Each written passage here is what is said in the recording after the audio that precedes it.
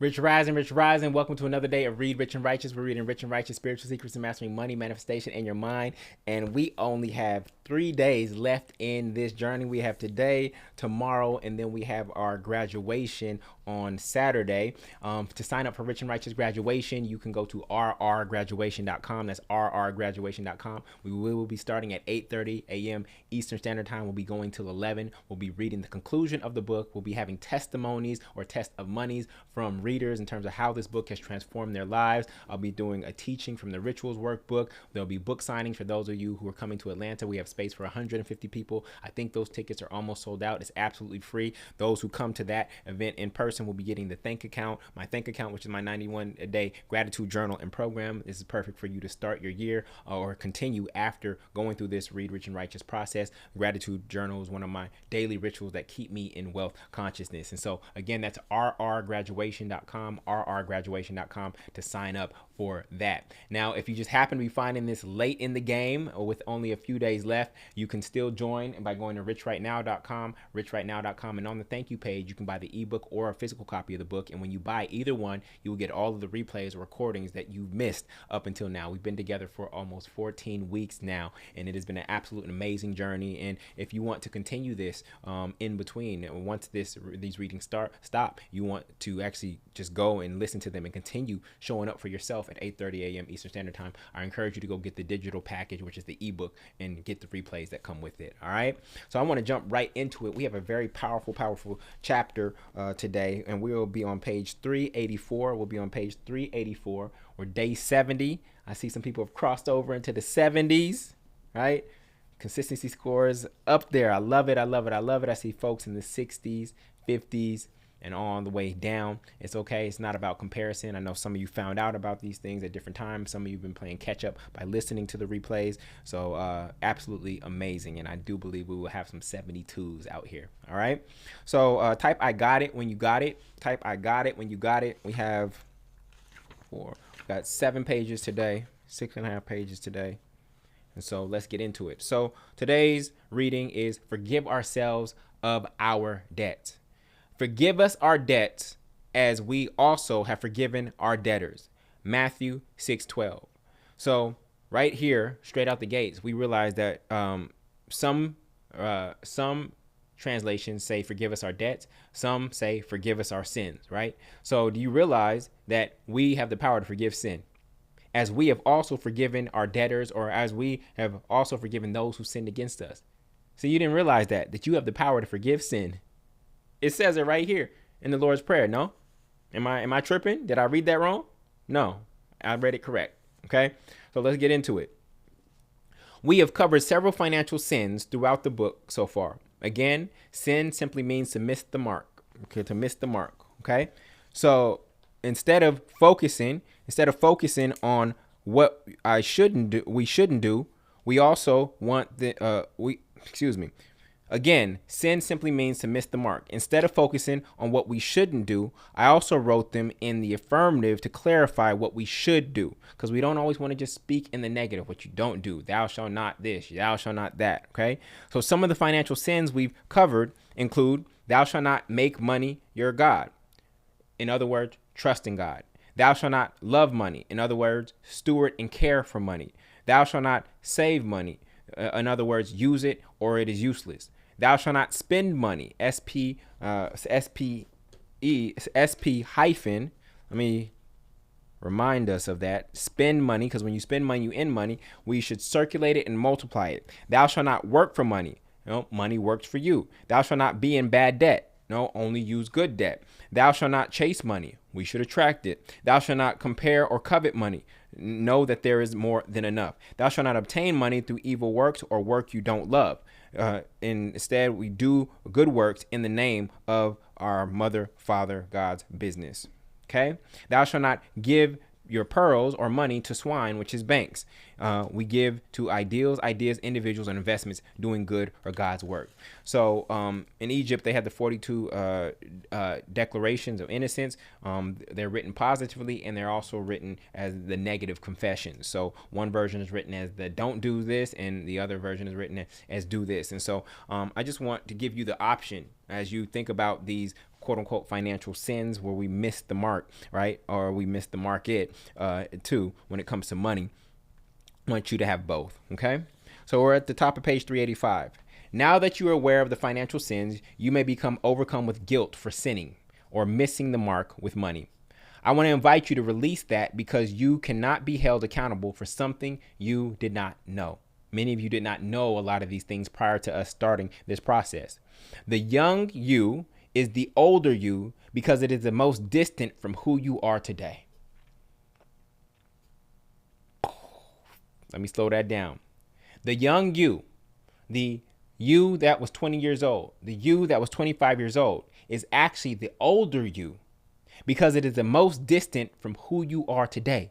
You were born again today. So the 20-year-old version of you is actually the oldest version of you. The 20-year-old version of you that got that first credit card and messed up their credit, that is actually the oldest version of you right now when it comes to adulthood and you actually having the power to choose from your conscious mind. Did y'all catch that? The young you is the older you because it is the most distant from who you are today. Who you were yesterday is closer than the younger you. Okay? And your new self that was reborn this morning is actually the youngest version of you. Are y'all with me? Did I lose some folks? Okay? So again, we are born again every single day. Not just when you get baptized in some water, you are born again and you have the choice and the power through the I am to choose a new identity every single day. Okay? In Luke 23:24, Jesus said, Father, forgive them for they do not know what they are doing. Forgive your old selves, which is actually the younger you, right? The 18-year-old version of you who ran up credit cards, the 25-year-old you who went to graduate school with no plan, the 28-year-old who bought a single family home that cost too much, the 30-year-old who spent $30,000 on a wedding, etc. Those are the older yous, even though your age was young. Is this making sense? Your age was younger, but they're actually the older you based on who you are now. For they did not know what you know today. So we have to forgive them because they didn't have the knowledge that you now have. Those were the old and financially immature versions of you. You are a new person now. If the old versions of you would have known what you know now, you would have thought differently, moved differently, and had a different experience with money. Your bank account does not represent your true worth. It represents who you were, not your worth. Everybody type that. My bank account represents who I was, not who I am today. It's who I was, not who I am today. You are reaping what you sowed in the past, but your mind is being renewed right now, and you will plant new good seeds in renewed good subconscious soil that will bear good fruit in the near future.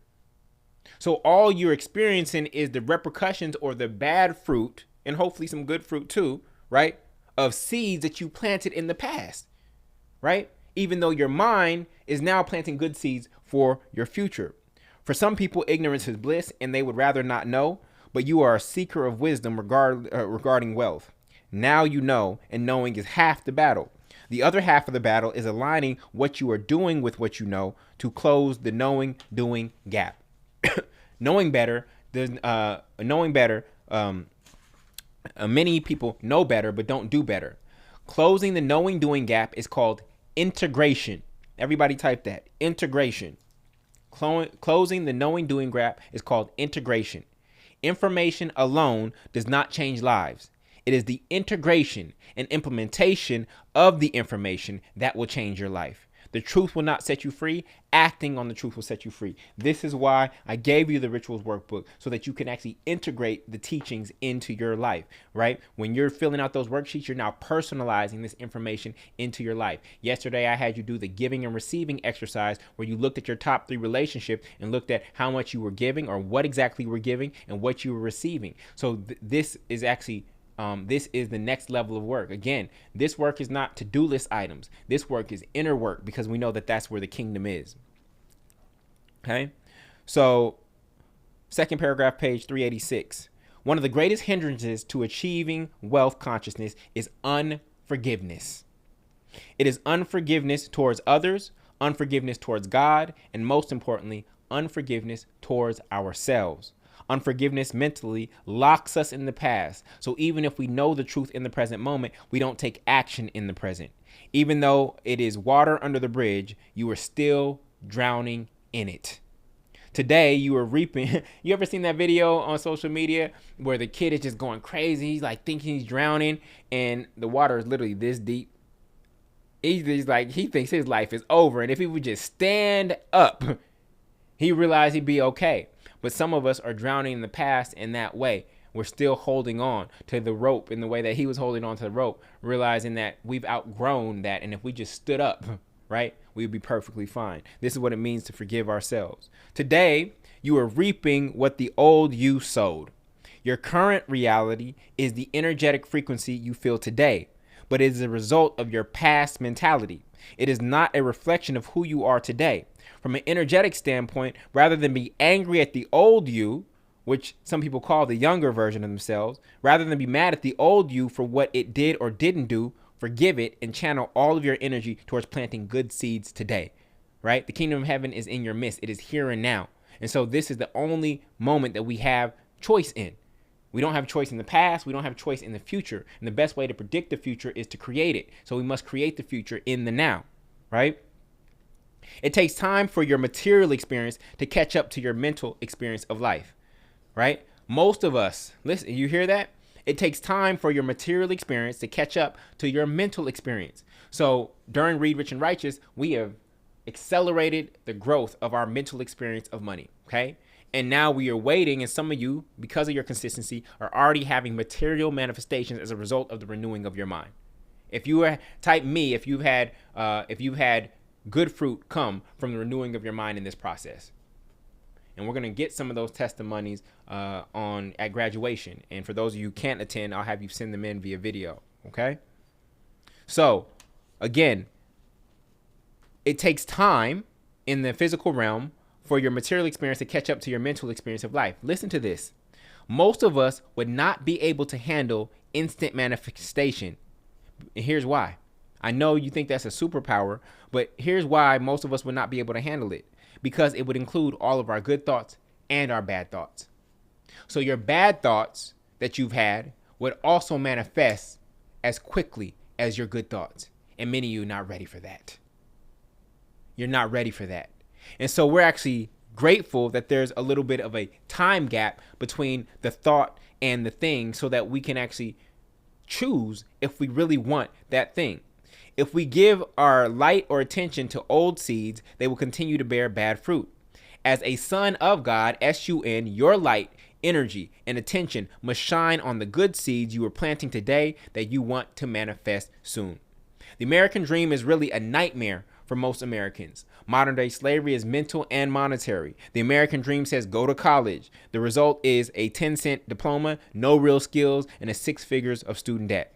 The American dream says get a good job. The result is you build a multi-million-dollar asset for someone else while you get bi-weekly rations that are taxed at a higher rate than any other type of income because it's called ordinary income.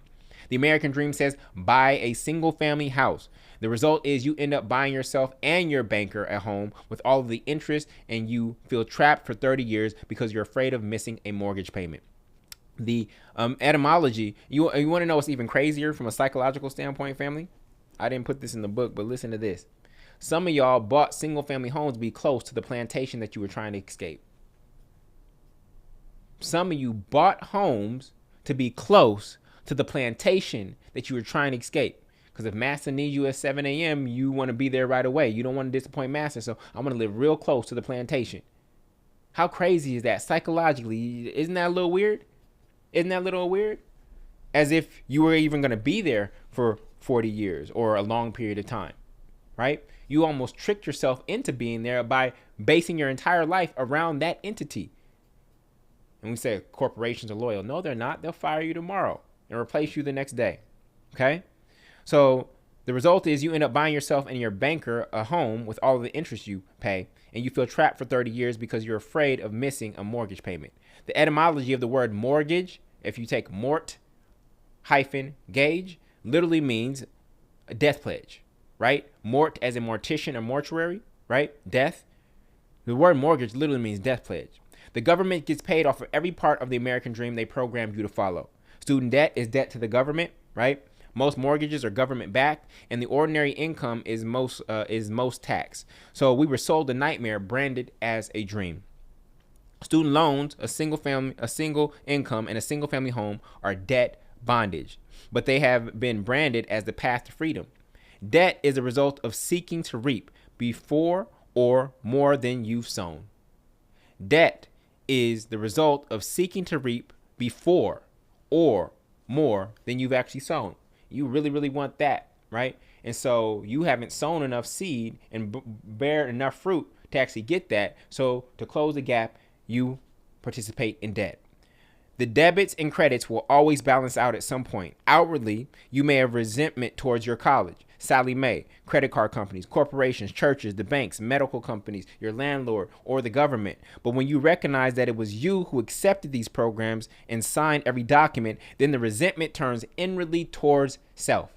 But what does this chapter talk about? Forgive ourselves of our own debts. Matthew 6:12 says, forgive us our debts as we have also forgiven our debtors, right? We can't expect to be forgiven. If we are still unforgiving. The hardest people to be forgiven, to recognize that they are being forgiven, is those who are still unforgiving of others. They don't think that other people have the capacity to forgive, right? Because they don't have the capacity to forgive yet. It is harder to forgive ourselves than it is to forgive others, because it is easier to blame others than it is to blame ourselves.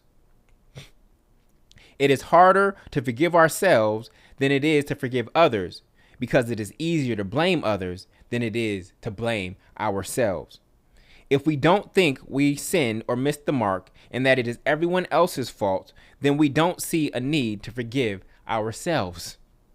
Financial forgiveness means acknowledging your role in manifesting what you are experiencing without blame, accepting the situation as it is, releasing yourself from the past, and affirming that your financial future will be abundant anyways, regardless of what happened. To secure the bag financially, you have to let go of all the emotional baggage you have a tight grip on due to unforgiveness.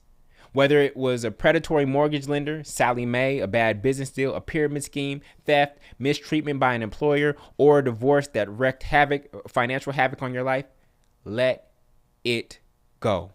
You can't look back and still move forward at the same time. When you look back as Lot's wife did, you will turn into a pillar of salt, which means that you are mummified. They use salt to mummify bodies, right? So you turn into a pillar of salt and you actually get stuck in the past. Your body is preserved, but your soul is stuck in the past. You must empty your memory bank, okay? You want to fill your bank account? You must empty your memory bank of negative transgressions to open your monetary bank to positive transactions. You must empty your memory bank of negative transgressions to open your monetary bank to positive transactions. Consider yourself bankrupt. Yes, you heard me correctly. Consider yourself bankrupt. I am bankrupt of anger. I am bankrupt of resentment. I am bankrupt of regret. I am bankrupt of unforgiveness. Everybody choose one. What are you going to be bankrupt of? Right? I'm not going to be bankrupt of money, but I'm going to be bankrupt of unforgiveness. I'm going to be bankrupt of regret. There will be no regret in my life. There will be no unforgiveness in my life. There will be no anger in my life. There will be no resentment in my life. I am bankrupt of those negative qualities. Wipe the books clean. Okay? We are officially dissolving your LLC, which is your limited lack-based consciousness. We are dissolving your LLC, which is your limiting lack-based consciousness. That entity is gone. We are almost at the end of this journey, and that limiting lack-based consciousness is gone. We've dissolved that company. It serves no more purpose in our lives. In John 5:8, Jesus commands the invalid to pick up your mat and walk. The invalid, okay? Listen, the invalid is an allegory for an invalid thought. you have been resting on, otherwise known as an excuse or an X-cause. Everybody type X-cause. That's what an excuse is. It's when you externalize the cause outside of yourself. This is happening to me because something outside of myself, not realizing that I am the cause that produces effects. You've disempowered yourself anytime you use an excuse because you're creating an X cause. I can't be happy unless this entity, this individual changes. This is why we always end our day with remembering that you are God, lowercase g, or first cause in your life, and no individual, institution, or situation outside of yourself has more power over you than you. That is a life of no excuses or X causes. When it comes to money, I like to say pick up your math and walk. Complaining about the past you despise will not create the future you desire. Complaining about the past you despise will not create the future you desire. In fact, if we go back to your movie script, it will only recreate the script if that is where your attention is going to. Chapter 1 will look like chapter 3, which will look like chapter 5, and it will keep repeating the same story over and over and over again. Why? Because you keep repeating the same story over and over and over again. The same story that you despise keeps repeating over and over because you keep repeating it with your mouth. Keep repeating it with your mouth over and over again. Are y'all catching me? Stop talking about it. Shut up. You know, we had that week where we talking about money commandment. I think number 405, how the rich and righteous speak about money. And I told y'all for half that week, shut up. Shh. Your word shall never return void. Some of you be better off if you just stop talking. Okay? Stop repeating the same negative story over and over again so that it does not keep repeating over and over again in your life. If you remove should and supposed to from your vocabulary, you would instantly be freed of a lot of the unforgiveness, false expectations, judgment, frustration, and pain. My mom should have done this. My dad should have done this. My employer should have done this. My wife should have done this. Should and supposed to are the new S words. You thought SHIT was the S word? No. Should and supposed to. Okay? Use them sparingly. If you need someone else to be or do something for you to be happy, you may be waiting a very long time. Catch yourself saying, my parents were supposed to. He should. She should have. They are supposed to. You should have. My spouse is supposed to. My boss should. The government's supposed to. You can even monitor anytime you say I should or I'm supposed to, because oftentimes it is a program that was installed to override your true self. I need you to release the shoulds and the supposed tos. There are no laws to living that we've all collectively agreed on. In one person's house, it's okay to wear your shoes, and in another person's house, it's not. Projecting your way of living on someone else will only frustrate you because you can't control anyone else. Accept people as they are. I know there are likely individuals and institutions that have done you wrong. But when you take 100% accountability for your own life, which is what this financial philosophy suggests, there is no one to blame or forgive. Even if they are 100% responsible for your past, you are still 100% responsible for your future. This does not mean disregard accountability for wrongdoing, but we must stand in our power. And the only thing that we control is ourselves. How are we going to control someone else when we can barely control our own action? How many of your New Year's resolutions did you accomplish? You've been wanting to go to the gym 10 years straight. You can't even control your own actions, and now you're trying to control somebody else? Make that make sense, please. Please. Okay? Are y'all with me? I know I'm coming hard, but we have to release these expectations, because a lot of the unforgiveness that we have in our lives because we think somebody was supposed to do something, should have done something. And there's no rule book that said anything like that. You didn't come to an agreement. It is psychotic to want everyone else to change while you stay the same. It seems easier to get someone else to change than it is to change yourself, but it is not. I'm not waiting for someone else to change to have my heaven on earth. The only man that matters when it comes to manifestation is you. The only man that matters when it comes to manifestation is you. No shame, no blame. There is no shame in where you are except staying there. There is no shame in where you are in your financial life except you staying there. Waiting for this entity to forgive your student loans, waiting for them to do that, waiting for them to do that, and then none of them do that, and guess what? You still at square one. And blaming others for where you are diminishes the power in you. Blaming is saying that another man born of flesh, just like me, has power over my life. If you started out behind because someone or something did you wrong, you can either run your mouth or run in the direction of your dreams. You can only choose one. When's the last time you saw a marathon runner just talking? When they are running a marathon, their lips are tight and they are focused on the direction that they are going. You never see a marathon runner running their mouth. So you have an option, either run your mouth or run in the direction of your dreams. Which one is it going to be? When you tap into the God in you that is also in every man, you realize that you can be, do, and have whatever you want in life despite where you started and what you've been through.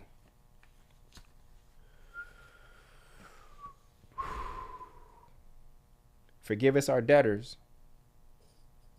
Greatest debtor, the greatest sinner against ourselves is ourselves. We have to forgive ourselves.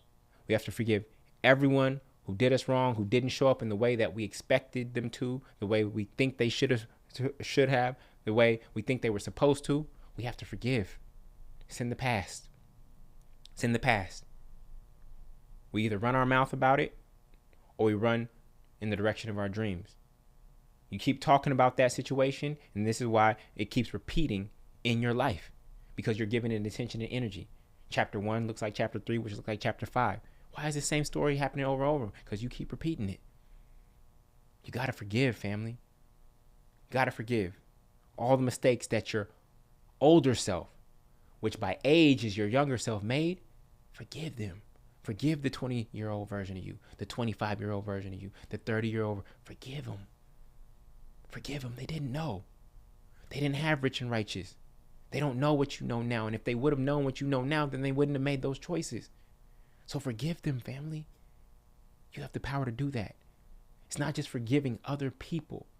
You're also forgiving the older versions of yourself, because they contributed to the life that you're living right now, right? They helped you get to where you are. And you might have never stumbled across this knowledge and this information had they not made a mistake. Because sometimes mistakes are what it takes to actually get us to wake up, right? Sometimes we have to burn our hand on the stove to start to recognize how heat works and how to cook. But now that we're at the end of the book, you starting to cook, family. You starting to cook. We got to forgive ourselves. All the financial mistakes that you made along your life, release them.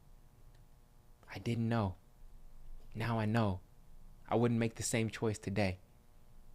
And then we just start from a blank slate. We dissolve that limited, lack-based consciousness. We dissolve that LLC. It's done. It serves no purpose in our lives anymore. It is abundance from here on out. I am come that they might have life and have it more abundantly. All right. So the exercise in the ritual workbook is a powerful one, and it is the financial forgiveness letter. Okay. It is on page 98 and 99. It's a template for you to write your financial forgiveness letter to yourself. And so if you don't have the rituals workbook, go to richrightnow.com/store so that you can get this template and go through this process. This is going to be really, really healing for a lot of you. And remember, the blockages are not external. the blockages of the currency, the resistors are within us. And this chapter and this exercise is going to break through some of that resistance that is inside of you. All right. So, you know what tomorrow is, family? Tomorrow is our last weekday reading.